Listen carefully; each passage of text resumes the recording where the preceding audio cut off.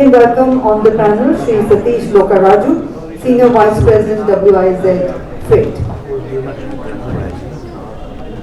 Ladies and gentlemen, the topic for the session is digital innovations, skilling manpower, export of floriculture and horticulture, produce an ecosystem to boost air cargo growth to help in achieving its vision of becoming its regional cargo hub. And ladies and gentlemen, the time duration is approximately 1 hour. Before I hand over, a quick round of introductions. Of course, we now know Shri Keku, Bomi, Gezdar, MD and CEO, Aviapro Logistics Services Private Limited. Shri Satish Lokaraju is Senior Vice President, WIZ Freight. Mr. Pravinder Singh is the Managing Director, Hans Informatics Private Limited, with over 20 years of professional experience. Is one of the co-founders of the company in the logistics and supply chain industry, including freight forwarding, customs broking, shipping and aviation. Hans Informatic, under his able leadership and guidance, has empowered and carved a niche for itself by providing domain-enriched, emphatic and cost-effective technology solutions.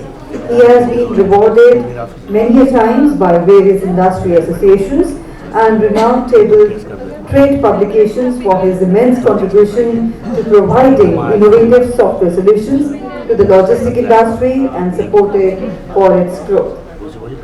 Mr. Vineet Malhotra is an accomplished strategist and techno-functional leader having extensive experience in various business functions across diverse industries, and he is a member of various professional bodies. His views on electronic collaborations and the transformational value of IT in logistics have been applauded in the leading industry forums across the nation. Shri Ajay Kumar is presently Chief Executive Officer of AI Cargo Logistics and Allied Services Company Limited, which is a subsidiary of Airports Authority of India. He is an electrical engineering graduate with MTech in Engineering System, and he holds an ACI and COW accreditation for Airport Management Professional Program and Energy Manager and Auditor certified by Indian Bureau of Energy Efficiency. And we have with us Mr. Abby George, who's Chief of Airport Services and Cargo, has more than 3 decades of service in Air India, instrumental in setting up the cargo division of Air India Express and setting up the ground handling of Cochin International Airport. He developed a multi-functional workforce in Air India Express, instrumental in forming the cargo business into a profitable venture with about 23% growth in the COVID period. And would like to inform that Air India Express operated 321 P2C cargo in cabin flights exporting perishables alone. And ladies and gentlemen, with those words of introduction, I hand over to our distinguished moderator, Shri Keku, Bomi, Gezdar. Over to you, sir, for your opening remarks and the politics.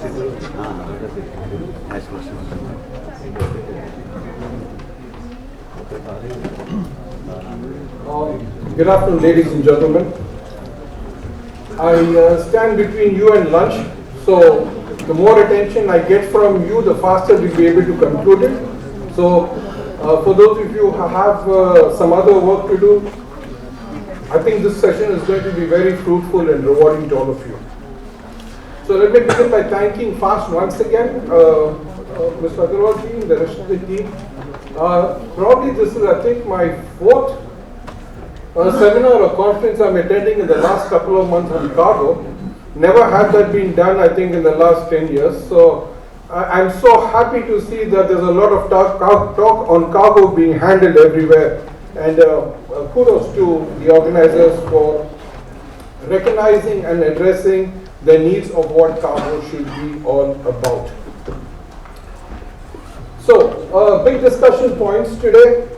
We've got a mixture of talks on cargo, of floriculture, horticulture, hub development, and digital innovation. Sorry for that. Let's start with some numbers very quickly so that we keep things in perspective and we keep our focus on what we want to talk about. We hear this magic number of 10 million metric tons of cargo. It's been on now for over a year.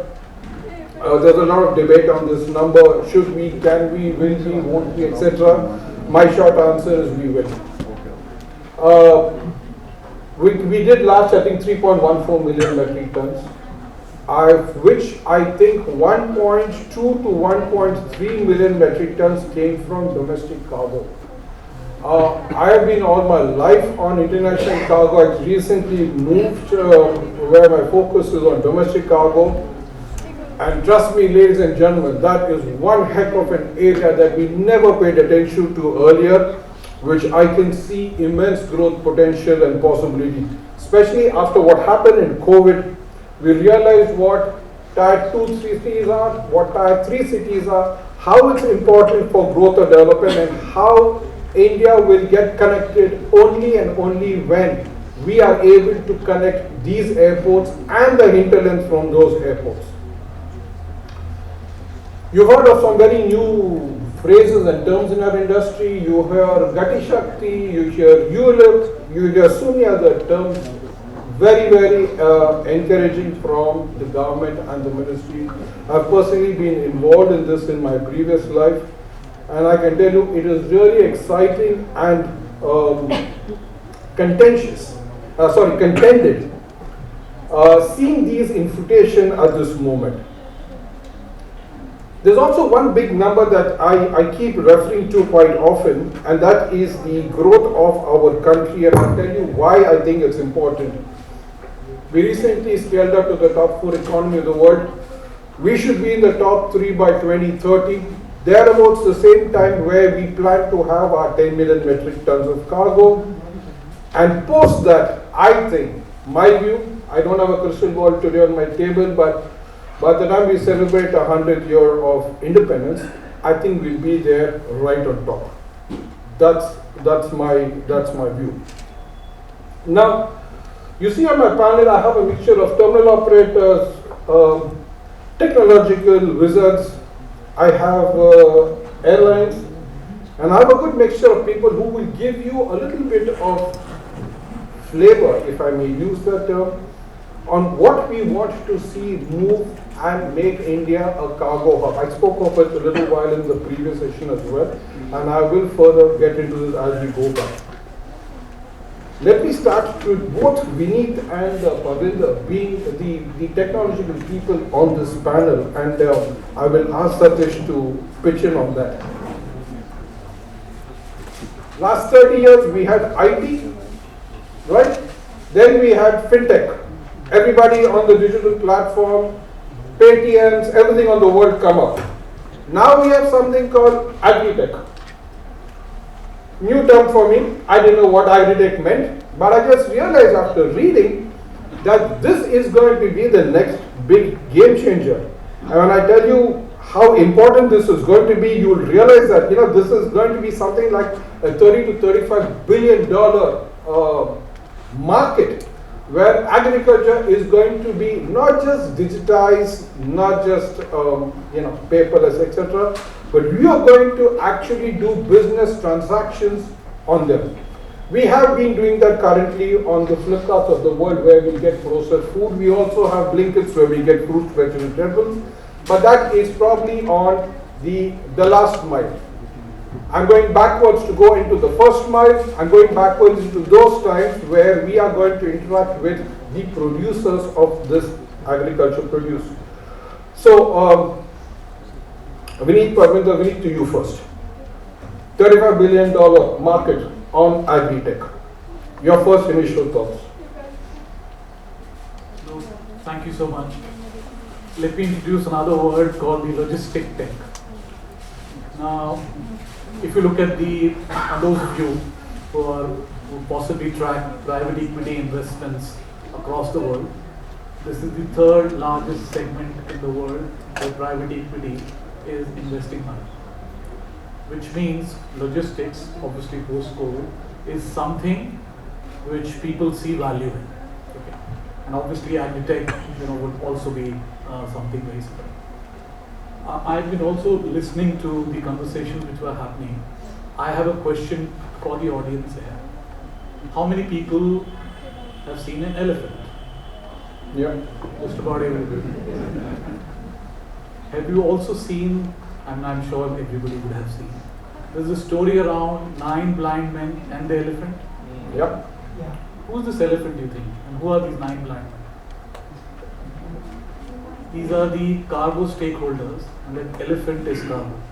Good one. Because everybody is essentially trying to identify, in this case trying to move cargo, whichever way, whether it's air cargo or maritime cargo, and everybody is in a sense working in silos.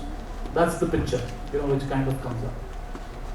And effectively, if I was to also look at what he gave as an example of Flipkart and others, if I was to divide this elephant into 3 parts, the trunk part, Hathi ki soon, that's one part, and there's the body, and then there's the tail, right?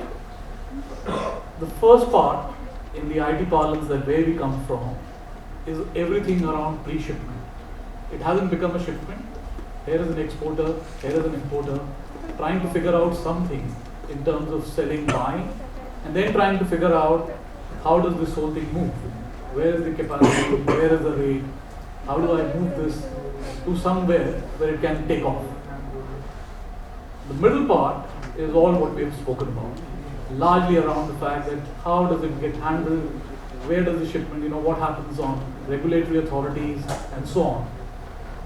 And the last part is also very critical, because at the end of the day, it needs to reach either the consignee, and in many cases the international cargo, it needs to reach obviously another destination. For all 3 parts, thankfully now, there's technology and a solution which is available. And some of it, obviously, we are also part of. The first part is supply and demand matching, which we spoke about in the last session. The central part are these cargo community systems that are right now driving a lot of innovation in air cargo across the world and also in India. And the last part, and let's not forget that, which is yet to come, which is about the fact, how do you connect one airport here with a destination airport somewhere else on what we call as the digital contract. Whatever happens here in terms of, think about it, if you have a customs examination happening on the export side and HS code being declared here and a process of customs happening here, can this be visible? Can this information get transmitted on the import side and so on? So I think if I was to put all these together and then put a visibility layer, etc., that's where possibly the excitement is coming in from private people. Thanks, Vinit. Happy report. I'll remember the elephant. Parindaji, same question. Architect. IT tech, but as I will relate my thing with the current topics also about the floriculture, horticulture, and all that, and the renal cargo. See, the main cities, main prefectures, when everything is moving the way which has been designed to move and all that. So the growth which we are talking about, we want to go from 3 million tons to 10 million tons. That is not going to come from the manufacturing sector so much, because manufacturing has a capacity, has a limitation. And the demand for wherever we are talking about exports basically on that front. So the demand in the other side of the borders are also being matched by so many other players. For India, which is largely again an agriculture country. So agriculture country, our produce, there is a statistic that say about 40% of it goes waste, but because we do not have cold chains and we do not have technology, which is farm tech. We call it farm tech. We don't have farm technologies. It doesn't mean that we have some automated machines and all that as a technology. Technology is there. I'm talking about the digital part of it. The producer, and you have to change it from farm to fork. We have to devise these chains. Okay, where he produces, where he harvests his produce in the morning at 4 a.m. and currently they sit on the highways and the passing trucks takes away their produce to the city mandi and all that. If we have cargo regional hubs, that from at 4 it can move to an airport and the next regional flight, that Krishi Udan, can take it to the main center, and from there is a linkage to the other freighter or something, and it can move to the destination anywhere. But why talk about only international cargo? Why can't the same produce be consumed within India? What's wrong with domestic consumption also? We should address the domestic consumption. If all our farm products are exported that way, and we are the biggest consumer in the world also, given our population statistics. So you can very well imagine what would be happening to our inflation on the food products. But we do not have excess which is being produced in say Tripura. We get whatever over here which is produced in the nearby say 50, 60, 100 kilometers. So if we have these regional cargo hubs which are, there's a defined lines of cargo hubs and cargo connections, things can move. The visibility of what capacities are available should be on there. Now the skilling, all this, we can go to the regional hubs, but where are the skills over there? Who will run these tech systems over there? There are no skills over there. The skilling of manpower on technology, and we're not talking very high-tech technology they have to learn, they just have to learn how to push the button. See the thing and how to push the button. Once we have defined all this, we will have massive logistics available to us, which can be for most domestic consumption also and international consumption also, and the making from farm to fork. The numeration that the farmers will get, it will encourage them to come on this bandwagon, come on the highways. Government has already done something on the e-Rakam and e-NAM. See, those things are already there. Where small farmers, there are the e-mandis available for that. It is running fine, but there is hardly any so awareness about it to the general public. What is e-Rakam? I don't know anyone know about it. What is e-NAM? Nobody knows. National Agriculture Mandis, and which are being run by the government sectors. And it is small farmers can come over there, use that digital technology over there to sell their produce. It has been implemented, but it is in a first stage. The next stage would have been if they have integrated with the logistics sector also. So maybe a transport sector. The transport sector is not integrated with them. They can only sell, but how to move it? That's where the logistics comes. That's where it should be also on the digital link over there. Okay, I have got a buyer. Now my next step is how to load it on some conveyance and send it across to them. So that's where the technology will play good role over there. Thank you, Parvinderji. I think 4 words to answer your question, PM Gati Shakti. I think probably the Prime Minister has heard it, and probably you're one of the many thousands of people who said that we need a body like a PM Gati Shakti that talks to everybody and comes up with a plan for everybody. Thank you. I'll move to Ajayji. Ajayji, you are the owner of probably the maximum number of airports in this country. Why isn't India making a hub that equates to probably what is there in our neighborhood? What are probably, very briefly, 2 or 3 points? You have the infrastructure, you have the business, you have the people behind the business, you've got everything. What's lacking in us to take us to that level where we can say, you know what, this is going to be the next hub?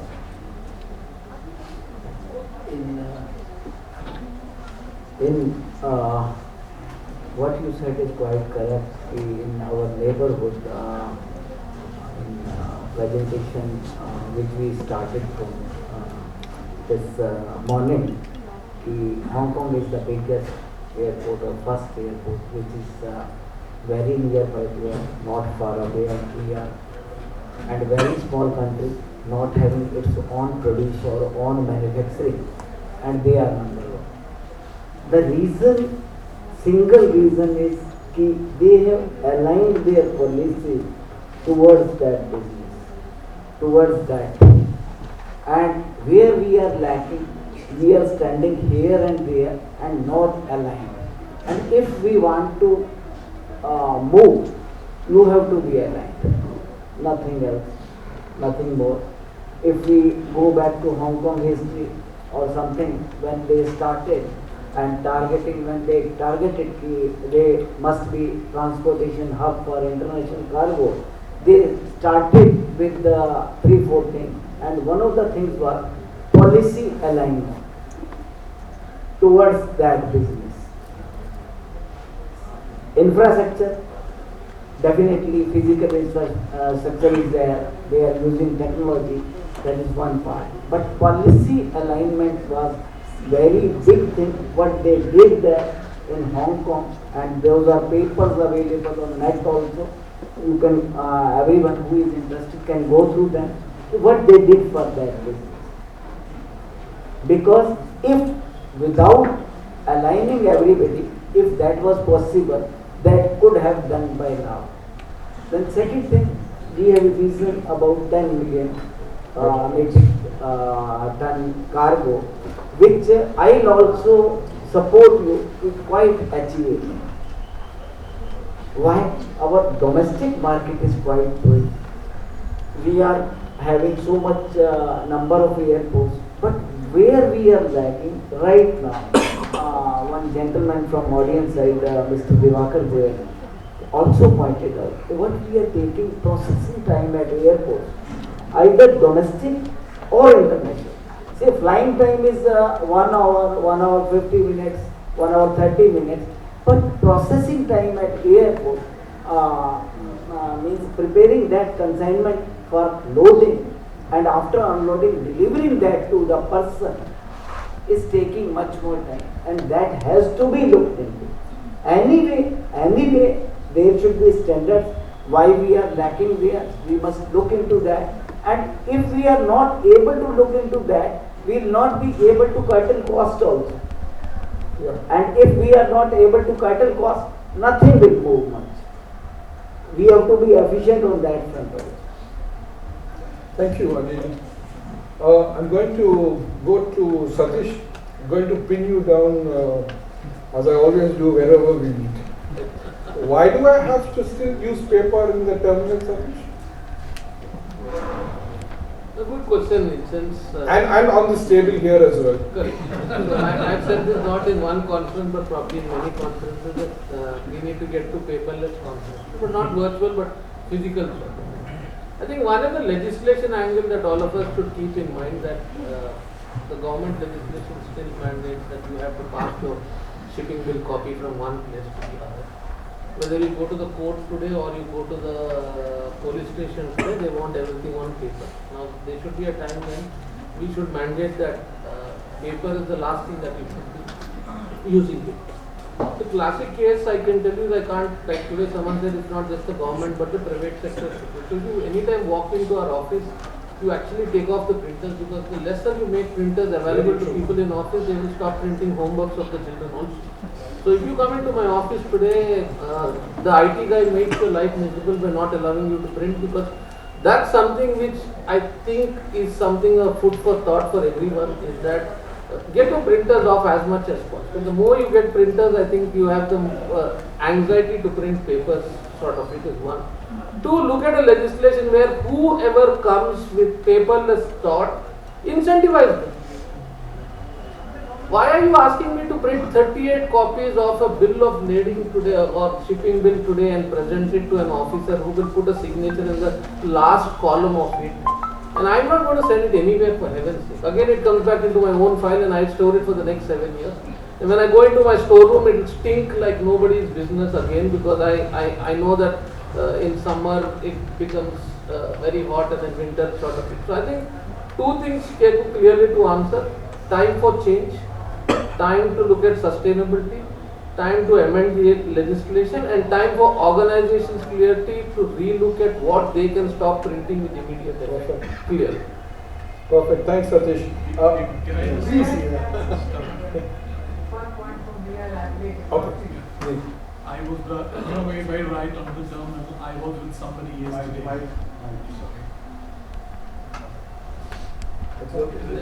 Better? Let's move closer. Yeah. Okay. So I was with a terminal operator, and he gave me a startling figure. And this is about 100,000 tons in a year that they handle. 4 lakh pages printed internally. Each one costs, paper costs 30 paisa, ink costs 70 paisa. So rupee, go on for that. And then additional storage for 7 years. He says, whatever you do in your IT, can you bring it down to 50%? My costs are already covered or whatever you say.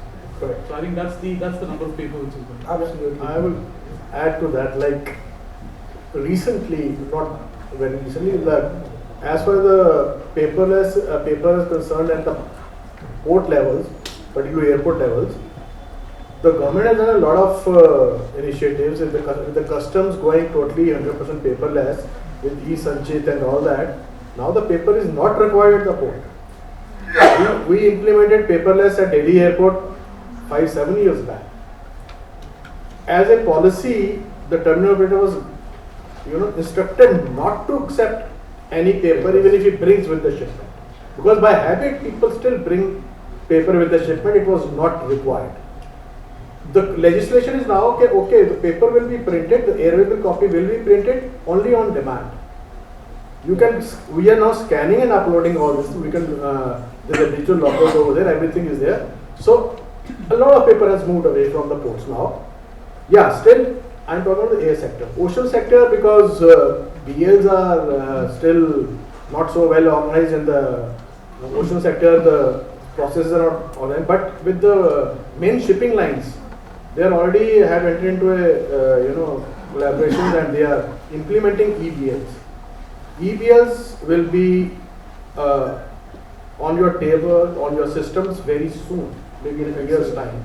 So that will reduce a lot of paper. Paper has actually gone a lot away from that, but by habit, we have a habit of, as a record keeping, to print and store it. And it comes from the, the comfort level when you see a file like this. Okay, I have now put it away. Dispatch. Yeah, fine. But because we do not do the logistics of the documents within our system. If we digitize all our documents and store it in a proper format where you can retrieve it easily.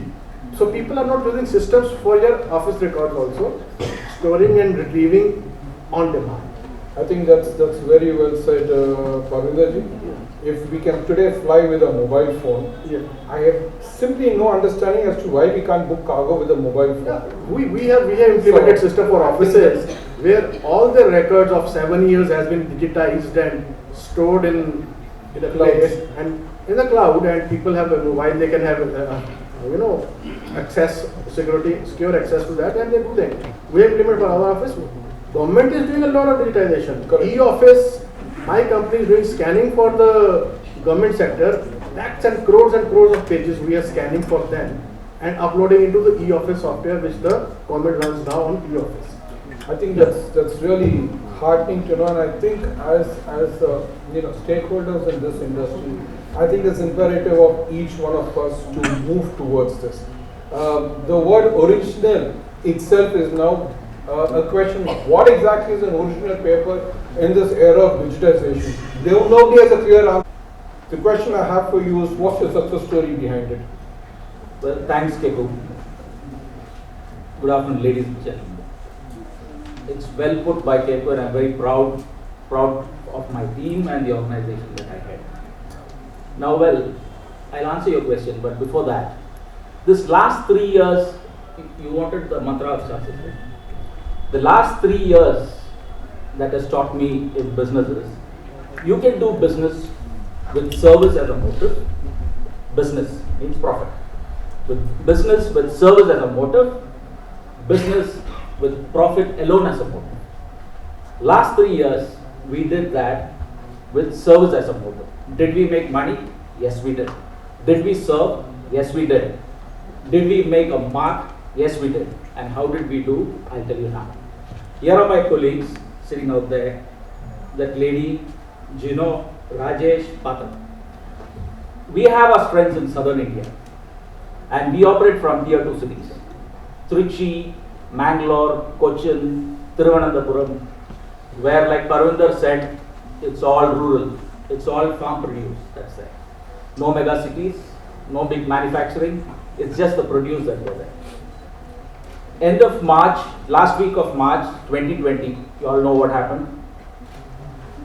First time a footloose contagion playing ball with our lives. Life came to a complete stop. First time in my life I heard international borders closed. Was it a dream? No, it wasn't. And Keku was in a different avatar then. Everyone was thinking what to do. I wear two hats. One is the airport services. So our planes were stuck in most of the bases that we have operated for multi-bases, unlike our parent company. So the planes need to be kept airworthy. How do they do that? A maintenance team comes. There are a lot of maintenance that happens. Doesn't fly, but it's kept airworthy. Is there money involved in it? Yes.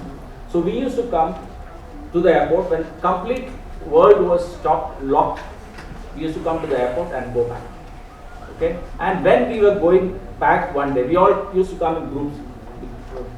There was nobody in the road. Policeman was the scary thing. It was free for all for the police. Right? If you wanted to cross the district, you have to go to the district collector's office and take permission from both the district. I hope you all remember.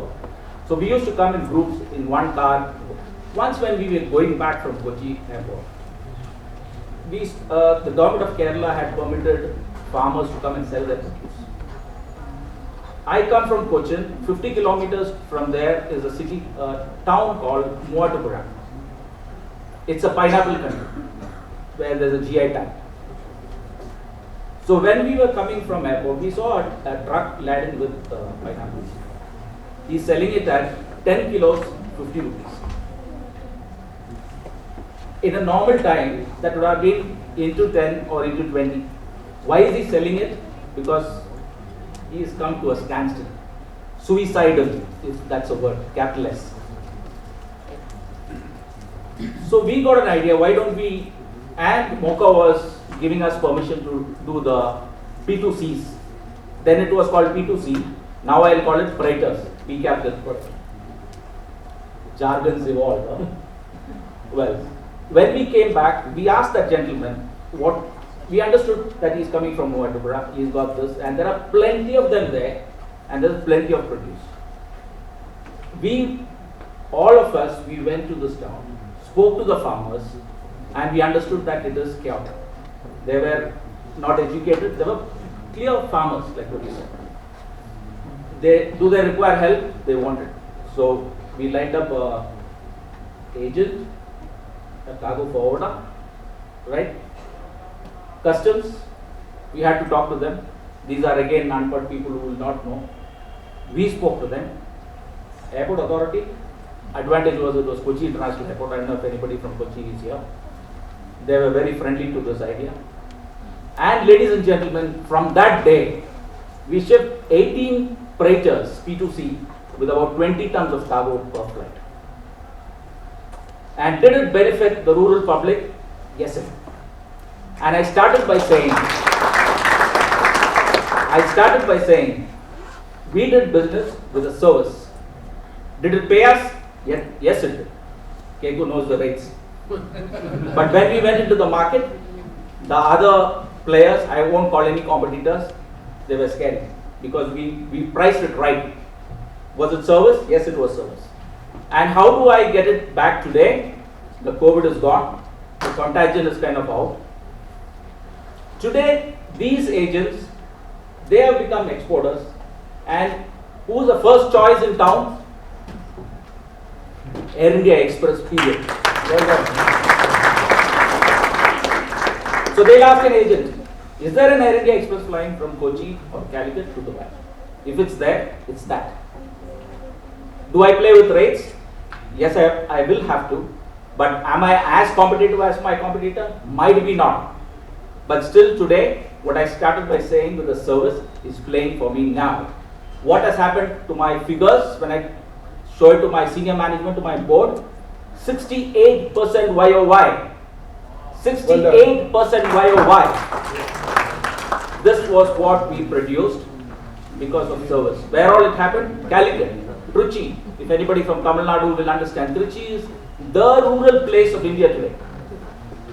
The entire produce we carried to Singapore, to Kuala Lumpur. We named it Pineapple Express. Right, Rajesh? We named it Mango Express from Chennai, Madanapalli. That's in Andhra, that comes to Chennai and goes to the world. And what was it going at? Super range. Did the farmers benefit? It did. So today, I am a leader in the market in the areas that I operate. So that's a success. Excellent. Thank you, thank you. Lot of passion. I will keep it up. I mean, you always come with that kind of passion that I think our industry needs and learns from. I remember I told you if you're not going to be present at this hall today, you're going to miss a couple of things. So this is probably you'd miss if you were not here. I'm running short of time, so I'm going to pose one question to each of you, and that's exactly the same question. If the government of India is in front of you today, and there is the government of India, what are the three things you want from them? Vineet, you first. I have two things that I would like the government of India to look at. One of it is long stalled.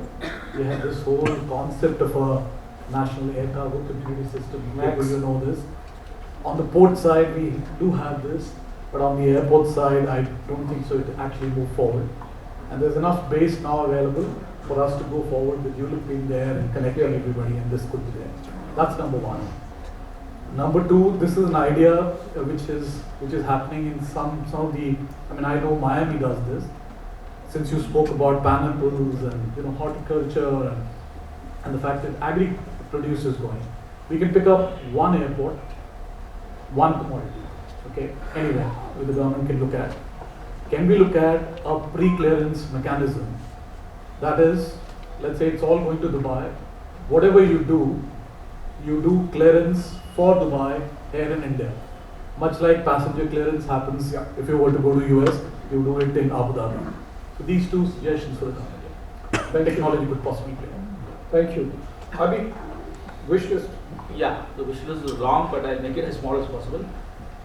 Since I operate from tier 2 cities, make it easy, ease of business today. Make it easy for business, like the people who are coming from the rural, who will be probable shippers. Make it easy for them. Today, if a PQ officer is not there in an airport like Trichy, nothing moves. Yeah. Right? You remember the phone calls that used to come from me because the PQ guy is not there. If a customs officer decided to work only from 9 to 5 and my plane departs at 4 in the morning, the produce doesn't go. So make it easy, make it 24 hours. Tier 2 cities is where India breathes. So make it absolutely available to them. This economy will develop. Thank you. Parminder ji, wish list. The wish list is again, I will talk about the forward and backward linkages only.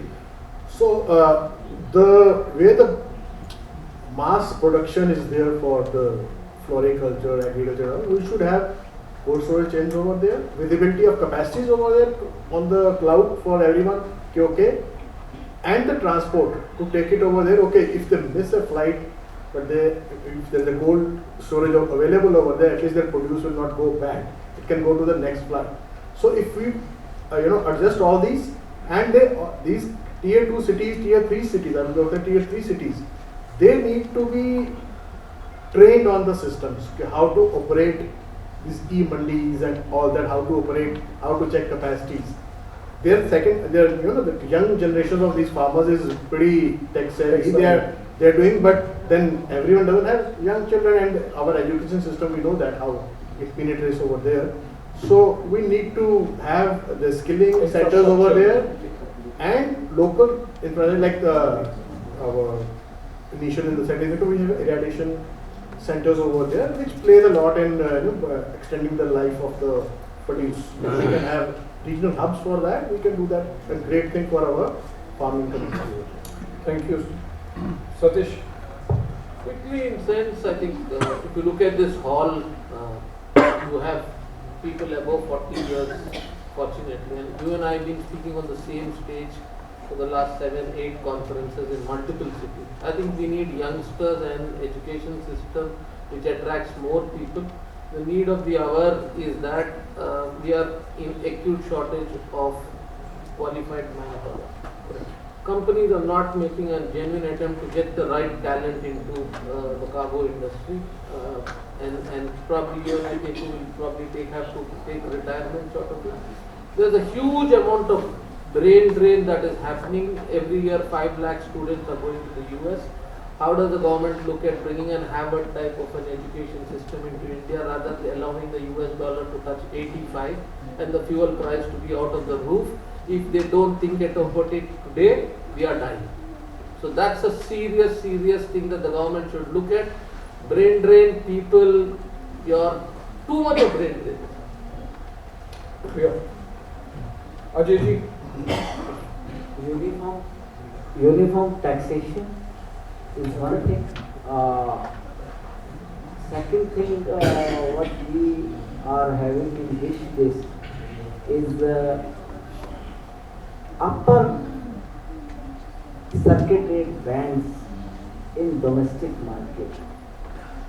So that we are talking about export or outgoing cargo or cargo multiplication factor in perishable area. Perishable is such a thing, unless you fix a limit on rate, unless I am knowing at what rate I will be transporting this material, whether it will be viable for me to be there or not. Parvinder ji spoke about e-mandis and all that. E-mandis having one, that is one good platform. But another limitation in e-mandi is that in e-mandi, your material is to be there and transaction is being done at that place. While sitting at A place, you are not able to sell your produce at B place. Because of this uncertainty, at what rate you will be landing up this produce in another market. That is another thing that is in my wish list. There must be some mechanism to have an upper band. At least I know if I am going to airport, at what rate I will be able to dispatch this material. Good. Yeah. Thank you, Ajay ji. Ma'am, 2 questions? 3. We'll stick to 2 questions. Name, one, please. It's not a question. I hope I'm audible. I think Okay, I give have the mic. a loud voice. Here, there's a I mic just want there. to say one thing, and that's something very interesting Who's which got I've the been mic? hearing in the audience. Do I need the mic? Yeah. Okay, I do. Keku, thank you. I was pushing myself into this, but we've been talking a lot about paperless, and yes, an air cargo, it's all about paperless. So we are in the times of e-freight, and why is it that in India this is not happening the way it should happen? So my one pointer also to the government here is, we talked about incentivizing, and we talked about, Shri ji spoke so much about the kind of cost that's involved in paper, but I would say penalize. What we do as an international airline is we have started penalizing, because if you don't penalize, then nobody gets the message straight that how you go paperless. Yeah. This is something we've started, because rather than incentivizing, I believe we should now start penalizing, because we in this country are running much behind the world, and we need to pick up. That's my point on Thank you. paperless. Thank you. There was a question. There's a question there, please. Hello, I'm K.C. Gandhi. I'm from ex-Indian Airlines. We have worked for 3.5 years. After that, I'm in the initial teaching. I'm still teaching on many institutes. I have one response to Mr. Satish. He says there is a lack of trained manpower. I'm sure Government of India has started skill development. What has happened in that one? Probably this could have been put into the person who came in from economic development. There are many institutes in Delhi and various parts of India. If you permit, you can, I can contact you and I can give you the people, those who are preparing the students for this aviation industry. Unfortunately, not much response gets there, and the students, they instead of going from the aviation, they are shifting to other areas. There are a lot of industries. Just now, Haryana officer who was telling, they have also started a course in aviation. There are certain things. My request is, these institutes need support from the industry.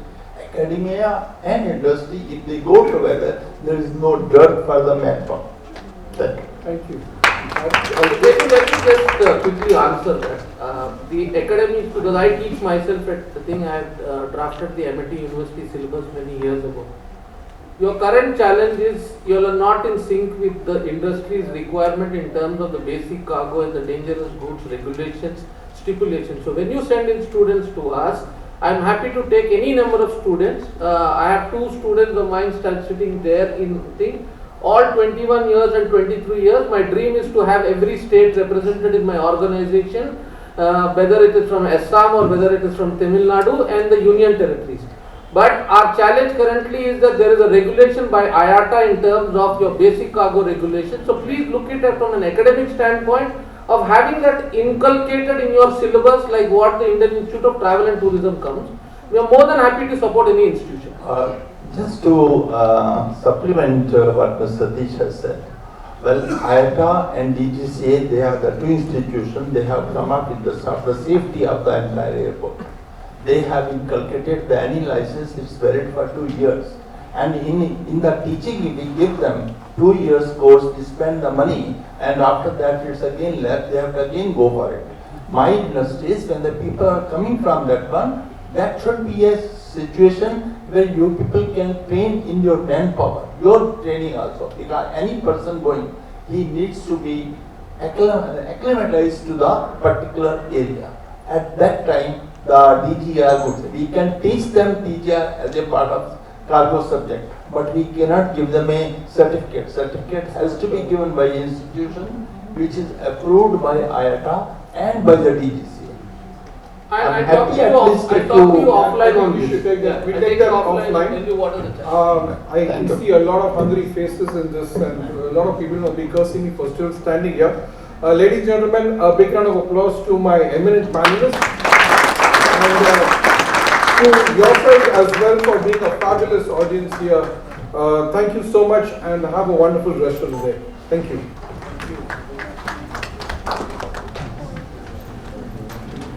Thank you very much indeed. And may I once again invite Mr. V.P. Agarwal on the stage to kindly do the honors of presenting a token of gratitude to our eminent speakers. We begin with Shri Avi George, Chief of Airport Services and Cargo, Air India Express.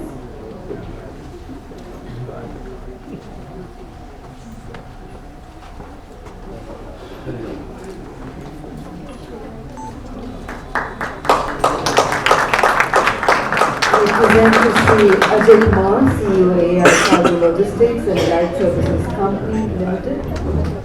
Thank you. To Shri Parvinder Singh, Managing Director.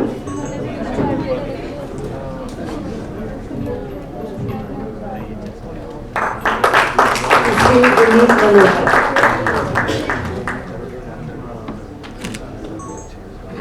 And may I now invite Shri R.P. Sahi, Secretary General FAST, to kindly say a few words of thanks. Ladies and gentlemen, please welcome Shri R.P. Sahi ji, who is going to convey his regards and gratitude to the delegates and dignitaries present here today. Thank you.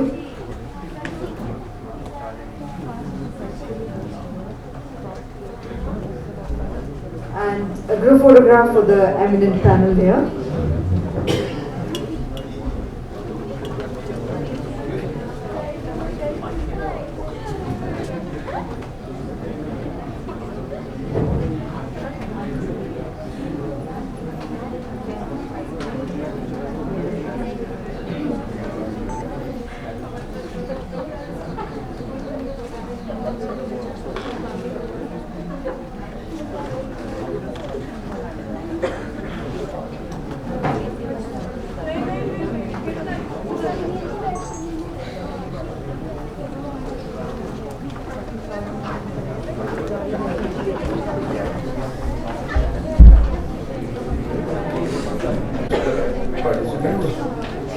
We express our gratitude to the Ministry of Civil Aviation for their wholehearted support and which has always been forthcoming organizing such events.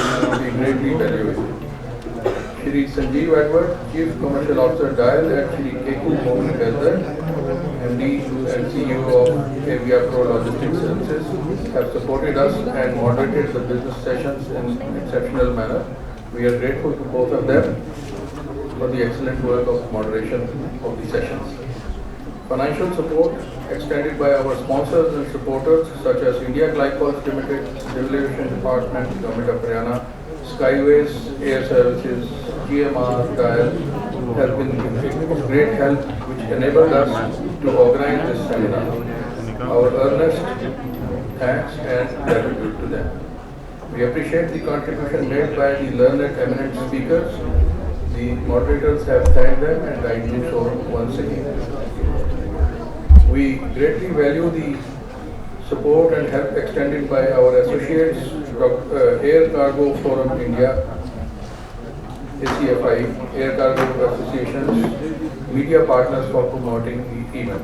Our thanks to the press media for attendance and coverage of it. We express our gratitude to General K.M. Seth, President FAST, who could not be here unfortunately, and Shri V.P. Agarwal, Vice President FAST, Dr. R.K. Tyagi, Mr. Bez Badwa and other trustees of the organization for their valuable guidance in organizing this event.